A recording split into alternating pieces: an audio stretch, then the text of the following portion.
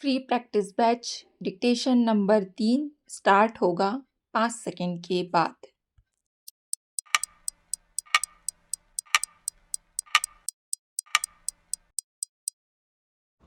आदरणीय महोदय, हमारे संविधान में समाजवाद, धर्मनिरपेक्षता, धन का समान वितरण एवं सामाजिक न्याय इत्यादि के लक्ष्य निर्धारित किए गए हैं। दूसरी ओर आज भी भारत जैसे विकासशील राष्ट्र के सामने गरीबी, भूखमरी, कुपोषण, बेकारी, निरक्षरता, बेरोजगारी जैसी समस्याएं गंभीर रूप से विद्यमान हैं। तब वहाँ इन संवैधानिक लक्ष्यों का महत्व और भी अधिक हो जाता है। इन चुनौतियों का सामना करने के लिए संवैधानिक लक्ष्यों को प्राप्त करने के लिए आम जनता अपने प्रतिनिधि चुनकर संसद भेजती है। संसद जब इन गंभीर समस्याओं का समाधान करने के लिए कोई कानूनी कदम उठाती है और न्यायपालिका मौजूदा संवैधानिक प्रावधानों के अंतर्गत अपनी समीक्षा शक्ति के बल पर इन कानूनों को अवैध घोषित कर देती है, तो उस समय बड़ी नाजुक स्थिति निर्मित हो जाती है। इस संबंध में अनुभव करने वाली बात यह है कि जब इस तरह के न्यायिक निर्णय देश के आर्थिक, सामाजिक विकास में गतिरोध के रूप में साबित होने लगते हैं, हमारे देश की लोकतांत्रिक शासन व्यवस्था में जन निर्वाचित निकाय, संसद एवं विधानमंडल जन इच्छाओं को प्रतिबिंबित करते रहे हैं एवं जनमत तथा जनादेश के प्रति वचनबद्ध भी होते हैं। यहाँ प्रश्न उठता है कि जब जनाकांक्षाओं को प्रतिबिंबित करने वाली संसद द्वारा इन्हीं जनाकांक्षाओं की पूर्ति हेतु बनाए गए कानूनों को न्यायपालिका अवैध करार दे देती है, तब क्या न्यायपालिका की इस पुनरावलोकन शक्ति से जन इच्छाओं का अनादर नहीं होता है? क्या ऐसा करने का उसे अधिकार है? क्या न्यायपालिका की शक्ति जनशक्ति से ऊपर है?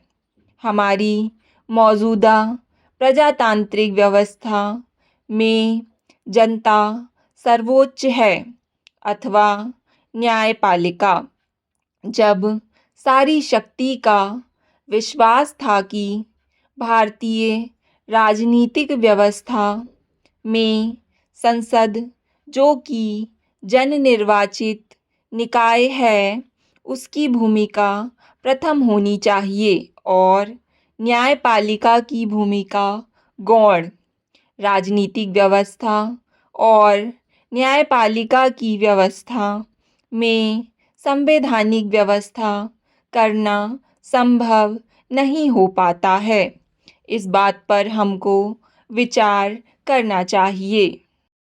सभा अध्यक्ष जी, अब मैं 6वां प्रश्न जो शिक्षा विभाग के बारे में करना चाहता हूँ, आपका ध्यान आकर्षित करते हुए निवेदन करता हूँ कि पहाड़ी इलाके में पढ़ाई की स्थिति यह है कि पाठशाला में बच्चों को छोटे छोटे कमरों में दरी पर बैठना पड़ता है।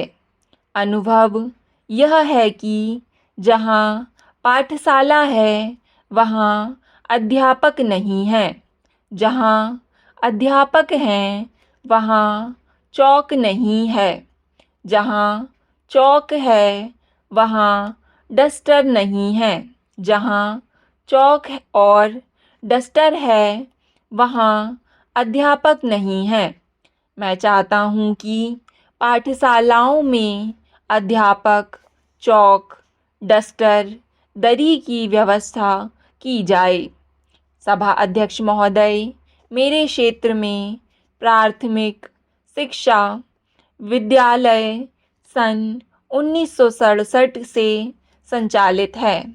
मैं कहना चाहता हूँ कि बच्चे प्राथमिक शिक्षा पास कर लेते हैं तो गांव में माध्यमिक शिक्षा विद्यालय नहीं है। उन्हें माध्यमिक स्तर की शिक्षा प्राप्त करने के लिए कम से कम 5 कोस की दूरी तय करनी पड़ती है। जब माध्यमिक शिक्षा पास कर लेते हैं तो गांव में उच्चतर माध्यमिक विद्यालय नहीं है। उन्हें उच्चतर माध्यमिक स्तर की शिक्षा ग्रहण करने के लिए 10 मील की दूरी तय करनी पड़ती है। मैं विश्वास दिलाता हूँ कि यहाँ की आबादी करीब करीब 6000 है। यहाँ पर माध्यमिक एवं उच्चतर माध्यमिक विद्यालय खोलने की मांग काफ़ी समय से चल रही है, किंतु आज दिनांक तक माध्यमिक एवं उच्चतर माध्यमिक विद्यालय की स्थापना नहीं हुई है, जिसके कारण शैक्षणिक विकास पूरी तरह से सीमित होता जा रहा है। मैं इस ओर आपका ध्यान दिलाना चाहता हूँ।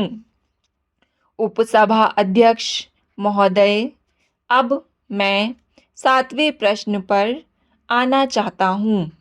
मेरे लोकसभा क्षेत्र के अंतर्गत ट्रांसफार्मर अधिक मात्रा में जल रहे हैं। जले हुए ट्रांसफार्मर की समय सीमा में मरम्मत न होने से किसानों की सिंचाई समय पर न होने से फसल खराब हो रही है। जनप्रतिनिधियों द्वारा अतिरिक्त ट्रांसफार्मर की मांग समय समय पर की जाती रही है, लेकिन क्षेत्र में स्थापित ट्रांसफार्मरों के उन्नयन के प्रस्ताव पर कार्रवाई नहीं हुई। प्रस्ताव पर कार्रवाई नहीं होने के कारण पर्याप्त विद्युत संचालन शक्ति के अभाव में विद्युत उपकरण जल रहे हैं। आज भी अपने देश के राजनेताओं की विशेषता कहें या उनकी विवशता या राजनीतिक कलाबाजी या फिर सुर्खियों में बने रहने की इच्छा कि वे विवादित बयान देने में पीछे नहीं रहना चाहते। यह अलग बात है कि बाद में क्षमा मांगना पड़े। लोकसभा में बहुमत होने के बावजूद सरकार को कई मुद्दों पर पीछे हटना पड़ता है। इस बात से साफ प्रतीत होता है कि किसी भी अच्छे लोकतंत्र में विपक्ष का होना कितना ज़रूरी है, लेकिन कई बार यही विपक्ष अपने विरोध के अधिकार का गलत फ़ायदा उठाने का प्रयास करने लगता है और सिर्फ विरोध के लिए विरोध करने लगता है। पार्टी का वैचारिक पक्ष यहाँ आकर थोड़ा कमज़ोर नज़र आने लगता है। सांप्रदायिकता के बारे में प्रधानमंत्री जी ने खुद कहा है कि हम किसी तरह की सांप्रदायिक घटना सहन नहीं करेंगे। स्टॉप। डिक्टेशन पसंद आए तो वीडियो को लाइक तथा चैनल को सब्सक्राइब करें। धन्यवाद।